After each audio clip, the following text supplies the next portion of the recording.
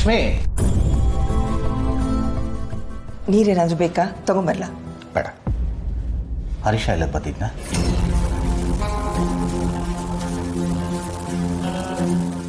ಅವನಿಗೆ ದುಡ್ಡು ಕೊಡಬೇಡ ಅಂತ ಯಾತಕ್ಕೆ ಹೇಳಿದೆ? ನಾನು ಇಷ್ಟು ದಿನ ಕೋರ್ಟು ಕಚೇರಿ ಅಂತ ಓಡಾಡಿಕೊಂಡು ಅವ್ರಿಗೆ ಬುದ್ಧಿ ಕಲಿಸ್ಬೇಕು ಅಂತ ಹೋರಾಟ ಮಾಡ್ತಿರೋದನ್ನೆಲ್ಲ ಒಂದು ಮಾತಲ್ಲಿ ವ್ಯರ್ಥ ಮಾಡಿದೆ. ನಮ್ಮ ಮಾತಕ್ಕಂತೂ ಬೆಲೆ ಕೊಡಲಿಲ್ಲ. ಪೊಲೀಸು ಕೋರ್ಟ್ಕಾರು ಹೆದರ್ಕೊಂಡು ಸರಿ ದಾರಿಗೆ ಬರಲಿ ಅಂತ ನಾನು ಪ್ರಯತ್ನ ಮಾಡ್ತಾ ಇದ್ರೆ ನೀನೇ ಈಗ ಸೋಮಾರಿತನದಿಂದ ಜೀವನ ಮಾಡೋದಕ್ಕೆ ದಾರಿ ಮಾಡಿಕೊಡ್ತಾ ಇದ್ದೆ. ಹಾಗಲ್ಲ ರೀ, ಪಾಪ ಅವನಿಗೆ ಬಂದು ಕಣ್ಣೀರು ಹಾಕ್ಕೊಂಡು ದುಃಖ ಪಟ್ಕೊಂಡ. ಅದನ್ನ ನೋಡಲಾರ್ದೆ ದುಡ್ಡು ಕೊಡೋದು ಬೇಡ ಅಂತ ಹೇಳಿದೆ. ಇನ್ಮೇಲೆ ಅವ್ನ ಕೆಲ್ಸಕ್ಕೆ ಹೋಗ್ತಾನಂತೆ ರೀ.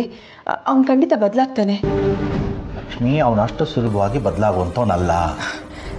ಯಾಕ್ರಿ ಹೀಗೆ ಹೇಳ್ತಿದ್ದೀರಾ? ನೋಡಿ, ಅವನು ಖಂಡಿತ ಬದಲಾಗ್ತಾನೆ ಅನ್ನೋ ನಂಬಿಕೆ ನನಗಿದೆ. ಅದು ಅಲ್ಲದೆ ಅವನು ದುಃಖ ಪಡ್ತಾ ಇದ್ರೆ ಅದನ್ನು ನೋಡಿ ಅವನ ಹೆಂಡತಿನೂ ದುಃಖ ಪಡ್ತಾಳೆ. ಅದನ್ನೆಲ್ಲ ನೆನೆಸ್ಕೊಂಡಾಗ ನಂಗೆ ಸಂಕಟ ಆಯಿತು.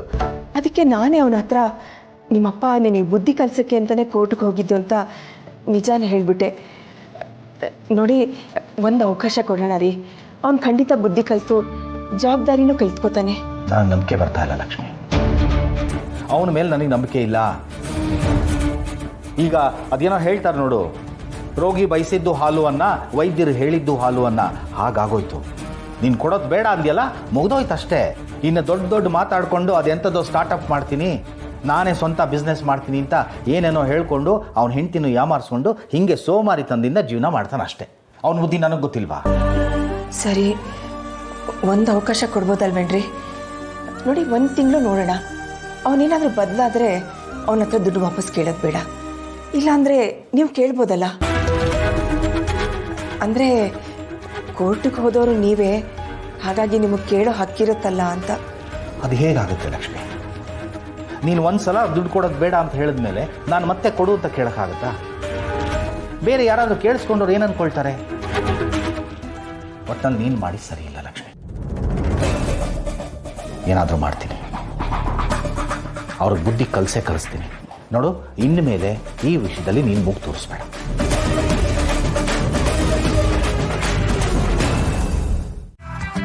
ಏನಾಯ್ತು ಇಷ್ಟುದ್ದ? ಒಳ್ಳೆ ಆಂಜನೇಯನ ಬಾಲ ಥರ ಬರ್ದಿದೆಯಲ್ಲ. ಇಷ್ಟದಲ್ಲಿ ಇಷ್ಟು ಅಂದರೆ ಏನ್ರಿ ಅರ್ಥ? ಬರ್ತಾ ಇರೋದು ದಸರಾ ಹಬ್ಬ. ದೊಡ್ಡದಾಗಿ ಹೊಸದಾಗಿ ಮನೆ ಕಟ್ಸಿದ್ದೀವಿ.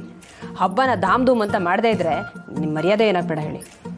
ಇರೋದನ್ನು ಒರೆಸಿ ಅದಕ್ಕೆ ಅರ್ಶಿನ ಕುಂಕುಮ ಹಚ್ಚಿದ್ರೆ ಅದೇ ಬೇಡ ಅನ್ನುತ್ತಾ? ಅದೇಂಗ್ರಿ ಆಗುತ್ತೆ? ಹಬ್ಬ ಅಂದಮೇಲೆ ಹೂವು, ಕಾಯಿ, ಹಣ್ಣು, ಹಂಪಲು ಎಲ್ಲ ಚೆನ್ನಾಗಿರಬೇಕು. ಆ ಮನೇಲಿರೋವಾಗ ಅತ್ತೆ ಮಾವ ತಮ್ಮ ಹತ್ರ ದುಡ್ಡು ಇರಲಿ ಇಲ್ಲದೆ ಇರಲಿ ಎಲ್ರಿಗೂ ಹೊಸ ಬಟ್ಟೆ ಕೊಡಿಸೋರು. ಈಗ ನಮ್ಮ ಹತ್ರ ದುಡ್ಡಿದೆಯಪ್ಪ, ಒಂದು ಜೊತೆ ಹೊಸ ಬಟ್ಟೆ ಕೊಂಡ್ಕೊಳ್ದಿದ್ರೆ ಹೇಗ್ರಿ ರೀ?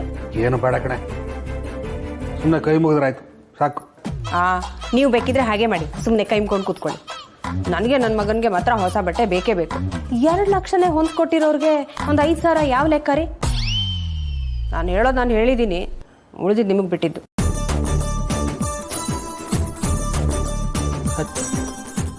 ಎಲ್ಲರೂ ನನ್ನನ್ನು ಹುರ್ಕೊಂಡು ತಿನ್ನೋರೆ. ನನ್ನ ಮನಸ್ಸಿನ ಬೆಲೆ ಯಾರಿಗೂ ಅರ್ಥ ಆಗಲ್ಲ ರೀ. ಯಾವ ಸಿನಿಮಾ ಡೈಲಾಗ್ ಅದು? ಯಾವ ಸಿನಿಮಾದು ಅಲ್ಲ ಕಣೆ, ನನಗೆ ನಾನು ಹೇಳ್ಕೊತಾ ಇರೋದು. ಓ, ಆದರೂ ಈ ಡೈಲಾಗ್ ನಿಮಗೆ ಸೂಟ್ ಆಗಲ್ಲ ಬಿಡ್ರಿ.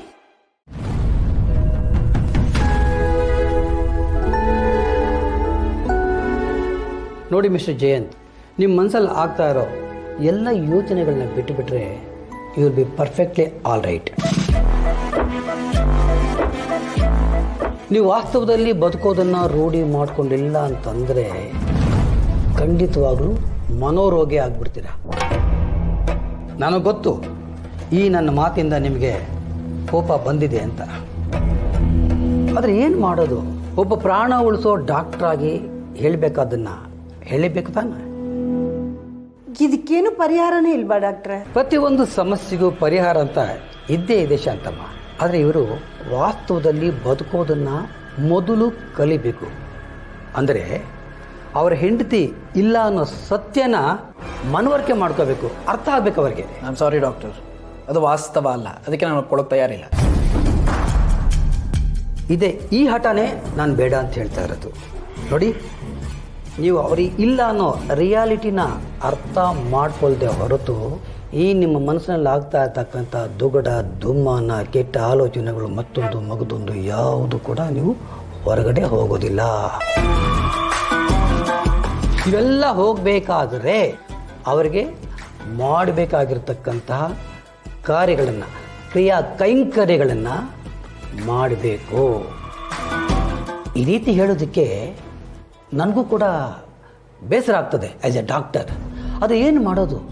ಇವ್ರ ಪರಿಸ್ಥಿತಿ ನೋಡ್ತಾ ಇದ್ದರೆ ನಾವು ಹೇಳಲೇಬೇಕು ಅಂತ ಅನಿಸ್ತಾ ಇದೆ. ಇದನ್ನೇ ಏನು 7 ಸ್ಟೆಪ್ಸ್ ಆಫ್ ಗ್ರಿಫ್ ಅಂತಾರೆ. ಅರ್ಥಾತ್ ಮನುಷ್ಯ ವೈರಾಗ್ಯ ಅನ್ನೋದನ್ನು ಸುಲಭವಾಗಿ ಅರ್ಥ ಮಾಡ್ಕೊಳ್ಳೋದಕ್ಕಾಗೋದಿಲ್ಲ, ಹಾಗಂತ ಬಿಡೋದಕ್ಕೂ ಆಗೋದಿಲ್ಲ. ಅದಕ್ಕಾಗಿಯೇ ಕ್ರಿಯಾ ಕೈಂಕರ್ಯಗಳು, ತಿಥಿ, ವಾರ, ನಕ್ಷತ್ರ, ವರ್ಷ ತಿಥಿ, 11ನೇ ತಿಥಿ ತಿಥಿಗಳಲ್ಲಿ ಬರ್ತಾ ಇದ್ದೀವಲ್ಲ. ಈಗ ಮಾಡೋದ್ರಿಂದ ಏನಾಗ್ತಾ ಇದೆ ಅಂತಂದರೆ, ಯಾವ ವ್ಯಕ್ತಿ ತನ್ನ ಹೆಂಡತಿನ ಕಳ್ಕೊಂಡಿರ್ಬೋದು, ಯಾರನ್ನೇ ಕಳ್ಕೊಂಡಿರ್ಬೋದು, ಇಲ್ಲ ಅನ್ನೋ ವಾಸ್ತವಕ್ಕೆ ಅವನು ಬರ್ತಾನೆ. ಹಾಗಾಗಿ ಅವರು ದೂರ ಆಗ್ತಾರೆ. ಅವಾಗ ಅವ್ರು ಏನಾಗ್ತದೆ, ಮನಸ್ಸು ಪ್ರಫುಲ್ಲತೆಯಿಂದ ಇರ್ತದೆ, ನಿರ್ಮಲವಾಗುತ್ತೆ. You will become an extraordinary person at of all these breaths. ಒಂದು ವೇಳೆ ನಿಮ್ಮ ಹೆಂಡತಿ ಸದ್ಗತಿಯನ್ನು ಹೊಂದಿದಾರಲ್ಲ, ಅವರ ದಾರಿ ಕೂಡ ಸುಗಮ ಆಗೋದಿಲ್ಲ, ಅವರ ಆತ್ಮಕ್ಕೆ ಶಾಂತಿ ಸಿಗೋದಿಲ್ಲ. ಇದನ್ನು ನೀವು ಮೊದಲು ಅರ್ಥ ಮಾಡ್ಕೋಬೇಕು. As A doctor, I wanted to tell you something. This is what I try.